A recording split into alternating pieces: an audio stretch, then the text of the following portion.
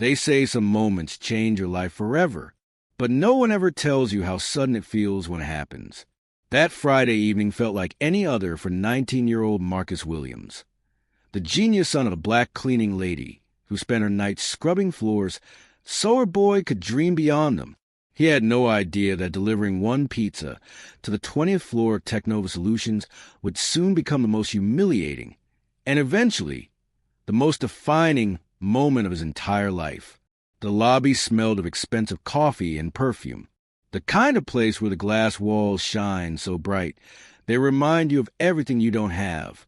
Marcus stood there, holding a warm pizza box, waiting for payment, when something on a massive digital screen behind the receptionist caught his eye. Rows of codes, formulas, and bright red warning errors flashed across the wall-size display. A group of engineers and executives in crisp suits stood around, frowning, arguing, typing fast, frustration written all over their faces. Marcus squinted at the code, and then he frowned. "My God," he whispered, almost without realizing. "They're using the wrong data structure." The receptionist, a tall blonde woman in high heels, looked up from her phone with a smirk. "Sure," she said sarcastically. "The pizza delivery guy knows advanced programming." What a joke. Marcus ignored her. He couldn't take his eyes off the screen. The error was so obvious to him it almost hurt. A simple fix. A reorganization of the binary tree and implementation of distributed hashing.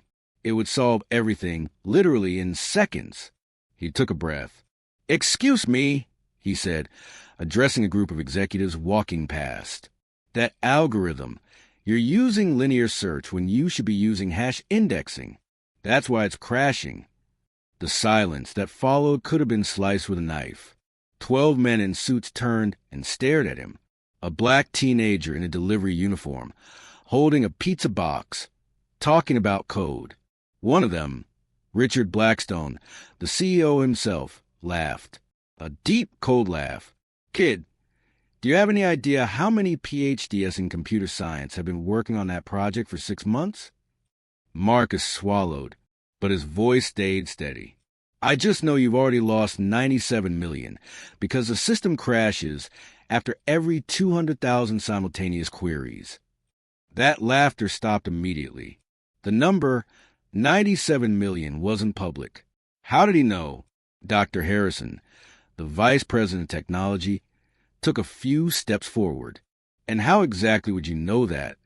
Marcus hesitated. He couldn't tell them that his mother, Rosa Williams, had been cleaning their offices for 15 years, and that he'd done his homework in those same rooms, soaking up technical conversations like air.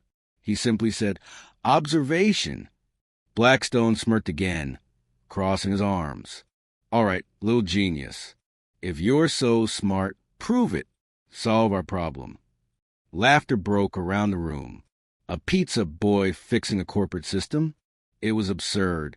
They were all expecting a show, one that would end in humiliation. What they didn't know was that this young man had once been accepted into Stanford at 16 and turned it down to take care of his diabetic mother. Marcus looked at them, the mocking faces, the doubt, the arrogance, and something flashed in his eyes. Not fear, determination. "All right," he said quietly, pulling a battered smartphone from his pocket. "But when I get this sorted out, I want you all to remember that you judged a book by its cover. Start timing him," Blackstone ordered with a sneer. 15 minutes. "And if you can't even improve performance by 10%, I want you gone. And take your mother with you." Marcus froze. His mother? Blackstone smiled pure venom. "Oh, yes. Rosa Williams, our night cleaning lady. Hard-working woman. But maybe it's time she retires, especially if her son's a liar." That one cut deep. Memories of his mother cleaning office floors while he did homework in the dark corners flashed in his mind.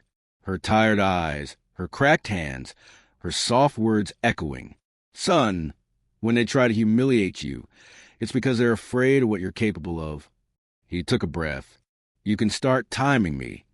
The receptionist, Sarah, smirked and began recording on her phone. "This is going to go viral," she whispered. Marcus ignored her. His fingers began to move. He scanned the layers of code, endless, chaotic, messy, like a building built with no foundation. But his mind, trained by years of self-study in libraries and free tutorials, saw patterns others couldn't. As he typed, his thoughts drifted to all the times he was underestimated, to teachers who said he wouldn't make it, to the Stanford letter he had turned down to care for his sick mom. 10 minutes. Blackstone checked his Rolex, smirking. 5 more minutes, genius. Dr. Harrison peered over Marcus' shoulder, and his confident expression started to crumble. Wait, that can't be right. Marcus had rewritten the entire data structure in less than 8 minutes. Where there had been 300 lines of code, there were now 47. Clean, elegant, perfect. What did you do? Asked one of the engineers. Marcus didn't even look up. I treated the system like a family budget, he said. When you have little, you learn to do a lot.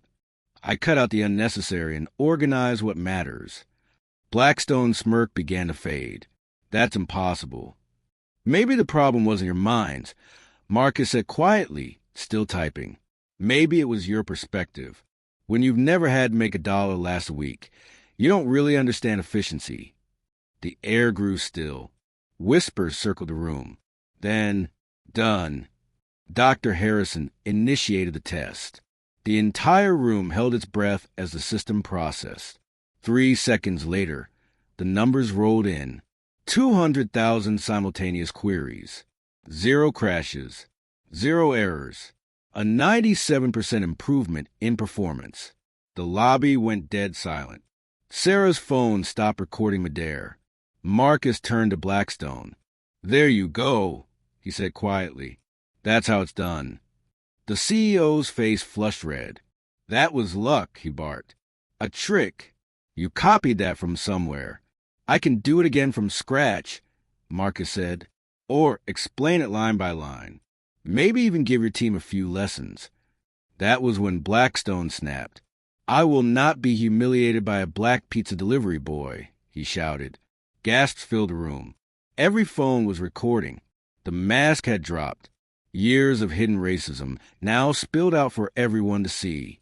Marcus just stood there, calm, composed. He didn't need to fight. He had already won. Interesting, he said softly, because racial discrimination in the workplace is a federal crime. And I think about 20 people here just filmed you. And with that, Marcus quietly picked up his backpack and walked out. 20 minutes later, he was home. His mother, Rosa, was stirring a pot of stew in their small apartment kitchen. One look at her son's face, and she knew. Tell me everything, she said, turning off the stove. Marcus told her everything. The humiliation, the racist insult, the video, the applause. Rosa listened quietly. Then she smiled through tears. My son, do you have any idea what you just did? Marcus sighed. I probably made the biggest mistake of my life. Rosa shook her head. No, you've just shown the world who you are. She walked to the closet and pulled out an old shoebox, dusty and worn. Inside were documents, photos, printed emails. Son, she said softly, there are things about Technova you don't know. Fraudulent contracts, photos of executives doing drugs, emails about illegal firings. Marcus' eyes widened. Mom, you kept all this? Rosa smiled sadly. When you're invisible, people say and do things around you. 15 years of cleaning offices, you start hearing everything. That night changed everything. The next morning, Marcus got a call. Hello, is this Marcus Williams? My name is David Chun, investigative journalist, TechWatch News. I saw the video that went viral. Marcus hesitated. I'm not looking for fame. It's not fame I'm offering, David said. It's justice. They met in a quiet cafe downtown. David laid down files, photos, emails, financial statements. Blackstone has been discriminating, underpaying women, and selling secrets to competitors. But I need proof. Marcus looked at him, then thought of his mother's shoebox. I think we can help each other, he said. And that's how it began. By day, Marcus delivered pizzas. By night, he and David, and eventually Dr. Harrison, who turned whistleblower, worked together, gathering everything they needed: corruption, racism, espionage, fraud. It was all there. David looked at Marcus one night. With this, we could destroy him. Marcus shook his head. No, we don't destroy the company. There are good people there. We go for precision. Rosa smiled proudly. The best revenge isn't to sink to their level. It's to rise so high they can't reach you. Marcus nodded. Then that's exactly what we'll do. But as they planned, someone was watching. A private investigator hired by Blackstone. The CEO thought he was digging up dirt, not realizing every move he made was tightening the noose around his own neck. Days later, Technova's boardroom filled with journalists and investors. Blackstone had called for a press meeting. He wanted to expose Marcus. Marcus walked in calmly, wearing his old shirt. Blackstone grinned like a wolf. Welcome, everyone. Today, you'll see how a lying pizza boy tried to scam Technova. He pointed at Marcus. You and your mother are under suspicion for stealing company data. Gasps filled the room. Marcus stayed calm. I hope you have proof. Of course I do. Blackstone barked. I hired a private investigator. Marcus interrupted. Did he follow you too? Blackstone froze. What do you mean? Marcus connected his tablet to the big screen. And then, picture after picture appeared. Blackstone at a restaurant with a Russian tech executive. Emails about selling proprietary algorithms for $12 million. An audio recording Blackstone's voice. The machine learning algorithm alone is worth $20 million on the black market. The room went silent. Marcus continued. Here's your context. Photos of forged contracts. Emails about racist dismissals. Drugs in the executive restroom. And then the clip everyone had seen online, uncut this time, showing Blackstone screaming racist slurs in front of the entire company. Finally, Marcus clicked one last slide. It showed the new financial data. His code had saved Technova $143 million in 2 weeks. Efficiency up 120%. He turned to Blackstone. All that was achieved by the black pizza boy you tried to humiliate. The silence was unbearable. Then David Chun walked in with 2 federal agents. Richard Blackstone. One said, You're under arrest for espionage, tax fraud, and workplace discrimination. Blackstone's face went pale. You can't do this. I built this company. Marcus looked at him calmly. No, you built an empire of lies. I just turned the lights on. As they took him away, one of the board members turned to Marcus. Mr. Williams, we need a new CEO. Marcus smiled softly. I'll think about it. But first, I need to deliver a pizza. The room broke into laughter. But deep down, they knew they'd just witnessed history. 6 months later, Marcus walked through Technova's halls again. Not as a delivery boy, but as the youngest CEO in the company's history. The same lobby that once humiliated him now displayed his portrait, beneath a slogan he'd written himself. Excellence has no color, only results. Technova had tripled its market value. Rosa had retired comfortably, now with a pension Marcus created for all cleaning staff. Dr. Harrison was vice president. David Chun's book From Delivery Boy to CEO had become a bestseller. And as for Richard Blackstone, he'd lost everything. His job, his wealth, his reputation. Now, he lived quietly, forgotten, the very man who once believed he could crush another's future. When asked how he forgave it all, Marcus smiled. I didn't forgive him. I just used the energy he gave me more intelligently.